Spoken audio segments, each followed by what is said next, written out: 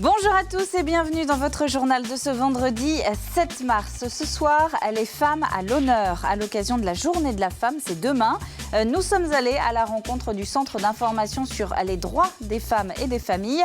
Une de ses missions, redonner confiance et avenir à toutes celles qui les auraient perdues. Le parcours d'Olivier Châtaignier aussi ce soir, multimédaillé paralympique en tennis de table. Il est aujourd'hui l'entraîneur d'une équipe de pongistes valides à Venanceau. Et puis l'angoisse du trou noir, de la salle vide, voire de la scène, tout simplement. Immersion dans les coulisses du casting de la Vendée recrute ses talents, deuxième saison. 90% des maires de Vendée sont des hommes. Une salariée du privé peut gagner jusqu'à 30% de moins qu'un salarié. Autant d'inégalités contre lesquelles le CIDFF, le Centre d'information sur les droits des femmes et des familles, travaille depuis plus de 40 ans. Une de ses dernières actions en date dans le département, c'est un stage de 3 mois destiné aux femmes qui ont perdu confiance en elles. Alix Solanos. Oui, mais si tu fais sortir de là, il faut bien qu'il aille quelque part. Là, elle peut le faire partir d'ici aussi. Autour de la table, l'ambiance est légère et détendue. On s'aide, on s'écoute, on se complimente. Non, c'est bien, c'est la base. Depuis 3 mois, chaque semaine, ces femmes sans emploi et qui élèvent seules leurs enfants se réunissent autour de différents ateliers pour évoquer les difficultés de leur situation et les solutions pour s'en sortir. On travaille sur la place des femmes, les droits des femmes, l'estime de soi, l'égalité professionnelle entre les femmes et les hommes.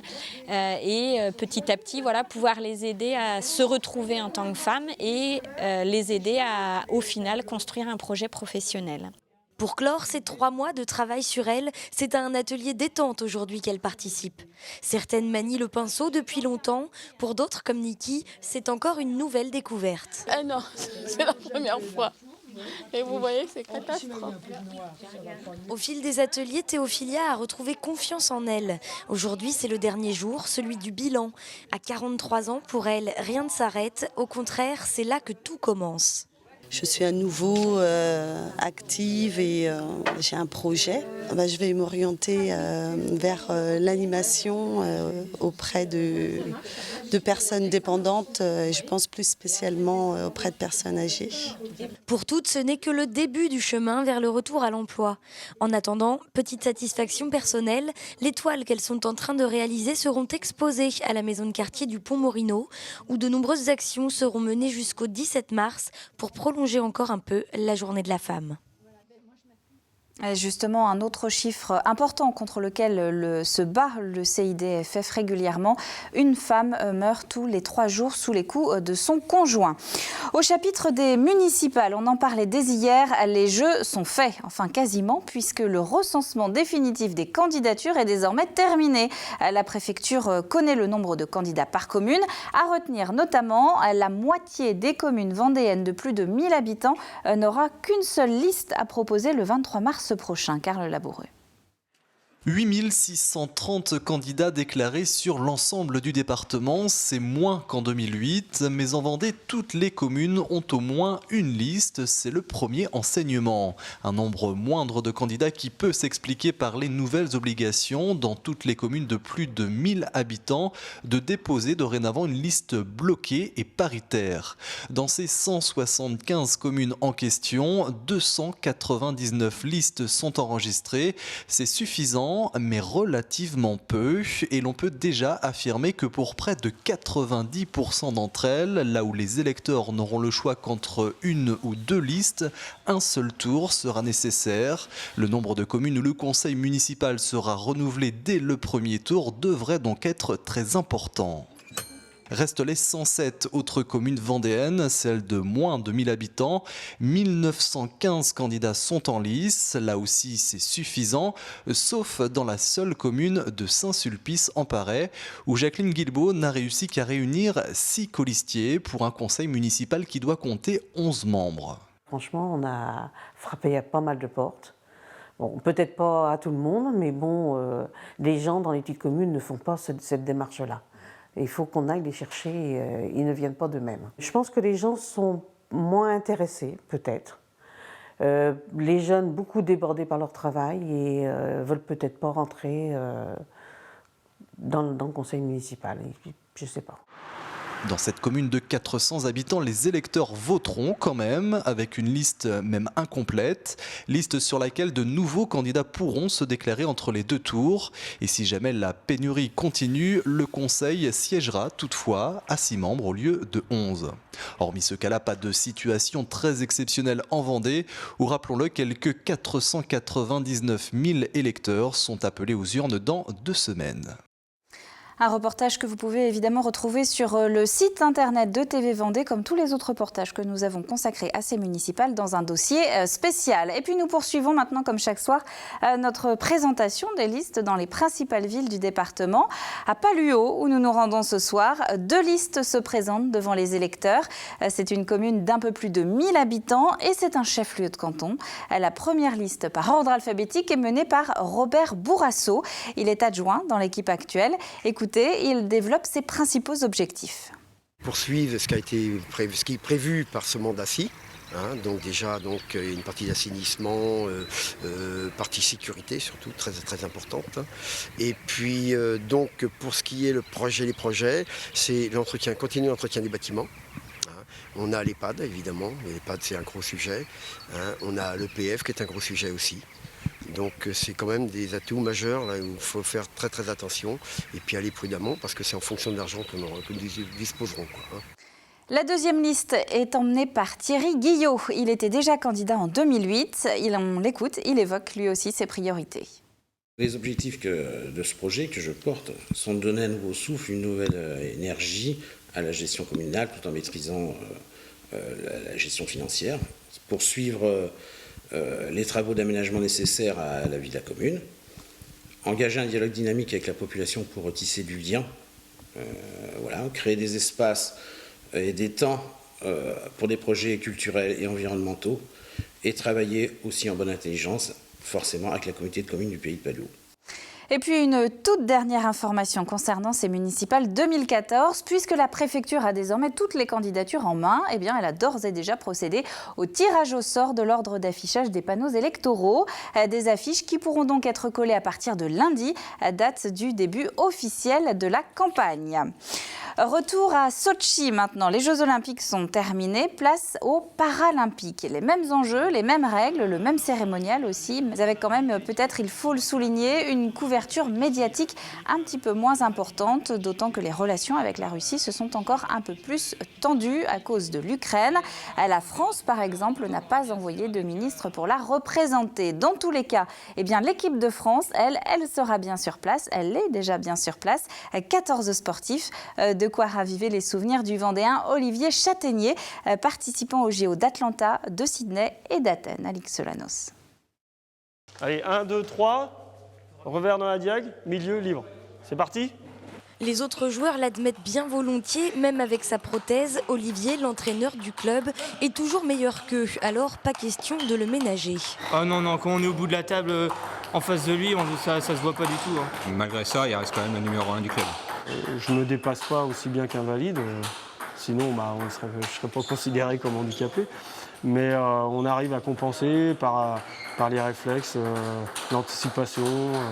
Et peut-être aussi un peu d'expérience, et pas n'importe laquelle. Médaillé paralympique en 96 à Atlanta, puis à Sydney et enfin à Athènes en 2004. À l'époque, on parle assez peu du handisport. Alors au merveilleux souvenir de toutes ces compétitions se mêle un brin d'amertume pour l'ancien champion. Tu te déplaces plus, Guillaume. On aimerait être estimé à la même hauteur que les performances valides. Ce que je vois, c'est que ça s'améliore d'année en année, et tant mieux pour ceux qui pratiquent aujourd'hui ou qui vont pratiquer plus tard. On sent quand même que maintenant les athlètes handisport sont un peu plus reconnus. Alors il se réjouit que cette année les Jeux soient encore un peu plus médiatisés. Quoi qu'il en soit, un handicapé qui entraîne des valides, pas de doute, Olivier fait certainement figure d'exception dans le monde du sport. On reste dans le sport avec Delphine Leduc qui nous a rejoint sur le plateau. Bonsoir Delphine. Bonsoir Caroline. On va donc ouvrir évidemment l'agenda des sports du week-end et on va commencer avec le championnat de France par équipe de judo ce week-end. Les 75 meilleures équipes de judo seront présentes ce week-end au Vendée Space. La compétition féminine tout d'abord démarre dès 9h le samedi. Dimanche, place à la compétition masculine avec la présence notamment du médaillé olympique Hugo Legrand. En revanche, pas de championnat pour Teddy Riner qui s'est blessé à l'épaule il y a quelques jours. Teddy Riner qui pourrait être néanmoins, vous me le disiez, dans les gradins peut-être pour les fans. Voilà, on espère. Une petite information. Allez, on va continuer avec d'autres championnats de France et ça se passe à Fontenay-le-Comte. Et c'est dimanche, donc se déroulent les championnats de France des 20 et 50 km marche avec près d'une centaine d'athlètes. Cette manche est qualificative pour la Coupe du Monde et les championnats d'Europe. Début des courses à 8h, place de Verdun. Et c'est donc à Fontenay-le-Comte, on le répète. Du basket aussi au programme ce week-end. Oui, avec les 16e de finale de Coupe de France pour les joueuses de National 3 de Belleville-sur-Vie qui reçoivent l'équipe de Fétia évoluant en National 1. Les joueuses de la Ligue 2 féminine de La Roche qui sont actuellement 2e au classement affrontent, elles, la 4e de la poule, l'équipe de Limoges. De Limoges. On va parler de football maintenant, Delphine, avec 2 rencontres importantes. Oui, avec tout d'abord Luçon qui tente le maintien ce soir face à Strasbourg, 14e au classement. Une victoire leur permettrait de sortir de la zone de relégation. Autre affiche en CFA, celle-ci entre les Herbiers, leader de la poule, et Avranches, co-leader. Pour info, au match aller, les Vendéens l'avaient emporté 2-0. Allez, on va passer à la Coupe de Vendée de Palais-en-Fonte. Oui, et les finales ont lieu dès 9h samedi à Saint-Georges-de-Montaigu. 132 équipes sont d'ores et déjà inscrites avec près de 270 participants. Donc le Palais qui a toujours autant de succès finalement. Hein. On va continuer, on va terminer aussi cet agenda avec du tir à l'arc. Et ça se passe à Saint-Étienne de Mer-Morte en Loire-Atlantique, mais c'est organisé par le comité de Vendée. Donc il s'agit d'une compétition de tir sur des cibles en forme d'animaux. Donc là, il n'y a pas de dégâts sur les animaux. Près de 75 archers se donnent rendez-vous dès 9h le dimanche. Et donc Saint-Étienne de Mer-Morte, c'est juste à côté de Challans. Voilà. C'est ça. Merci Delphine. Bon week-end à vous. On vous retrouve lundi soir évidemment dans 85 chrono. Voilà, et donc nos invités, ce seront le Hogli, le club de hockey-glace lyonnais. Exactement. Bon week-end à vous, Merci, bon courage. Caroline. On va rester dans le sport, mais là, on va se projeter un petit peu. Vous allez voir. La Roche-sur-Yon a présenté il y a quelques jours la nouvelle édition de la bicentenaire, cet événement sportif gratuit qui s'adresse à la fois aux joggeurs et aux randonneurs. Les parcours de cette 6e édition sont disponibles sur le site internet de la ville. Et ce qui est sûr, c'est que s'il fait beau le 6 avril prochain, les sportifs du dimanche vont être contents. De plus en plus d'entreprises, de plus en plus de partenaires impliqués et de plus en plus de coureurs et de marcheurs. On vise les 7000 cette année et dans un esprit convivial et dynamique comme les autres années. Donc c'est un très beau rendez-vous de printemps. La 6e bicentenaire de La Roche-sur-Yon, c'est donc le dimanche 6 avril prochain. Les inscriptions sont possibles jusqu'au jour même de la course. En bref, Fontenay-le-Comte reçoit son 6e salon de l'habitat jusqu'à la fin du week-end. Une centaine d'exposants locaux qui proposent de mettre en images et en chiffres les projets de construction, d'aménagement ou encore de décoration. Ça se passe donc à l'espace René Cassin de Fontenay jusqu'à dimanche soir 19h. 200 dossiers reçus, quasiment la moitié retenus pour les auditions. La Vendée ne manque manifestement pas de talent. Le jury a en tout cas commencé à plancher sur cette 2e saison de casting. Une semaine d'audition pour garder les meilleurs et les soumettre ensuite au vote du grand public. Grégoire de Châtillon. De la pop british, du rock sauvage,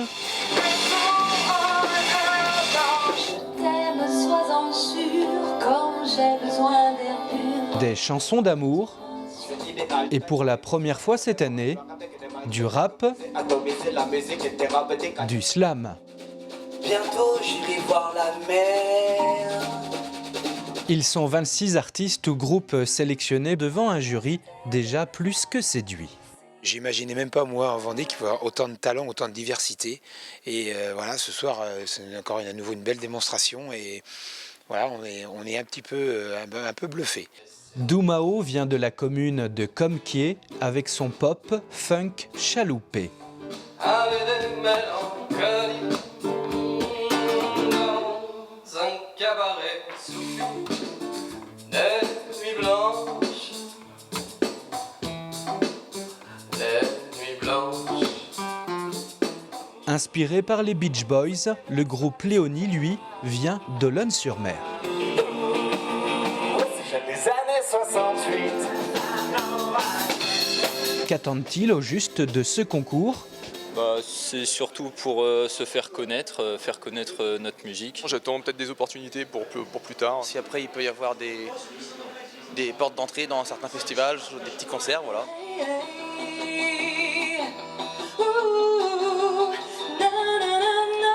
Qu'ils soient amateurs ou professionnels, la plupart de ces artistes se sont présentés à cette audition comme auteurs, compositeurs et interprètes.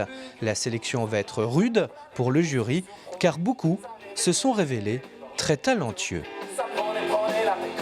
Et prochaine étape pour la quinzaine de candidats retenus cette semaine, une audition finale le 14 avril avec l'ultime sélection des lauréats.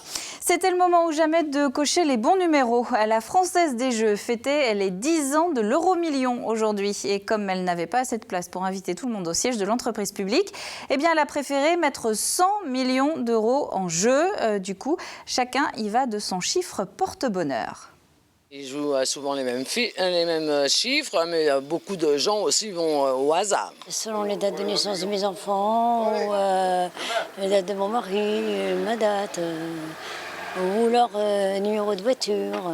Pour un, c'est des chiffres anniversaires, puis l'autre, c'est des chiffres pris au hasard. Parce que j'espère qu'un jour ça va sortir, voilà. Et puis c'est le jour où je joue pas ce numéro-là, c'est là que ça peut sortir. La dame qui avait ça, il faisait trop mauvais. Il faisait trop mauvais, elle n'est pas venue jouer, elle joue tout le temps les mêmes numéros, le loto, l'euro-million. Et là, elle en a 5 sur 5 avec le complémentaire. Malheureusement, elle n'a pas joué. Je lui ai fait voir les gains, il y avait pour 1 million d'euros. On va éviter de ressasser les mauvais souvenirs. Alors sinon, vous pouvez aussi cocher le 34 comme la chaîne 2 TV Vendée. Je suis sûre que ça peut vous porter bonheur. Et puis si vous perdez, eh bien gardez quand même le sourire puisqu'il va faire très beau ce week-end. Regardez, un temps idéal pour préparer le jardin au printemps. Même un généreux soleil du matin au soir sur toute la région. Dimanche, toujours du beau temps. Et puis lundi, on va garder le soleil. Ça fait longtemps qu'on n'avait pas vu ça. Le bulletin complet, c'est dans un instant. C'est la fin de ce journal. Merci à vous de l'avoir suivi. On se retrouve lundi, même heure, pour le prochain point sur l'actu vendéenne. D'ici là, très bon week-end à vous tous sur TV Vendée ou pas, puisqu'il faut profiter quand même du soleil aussi. Et à lundi!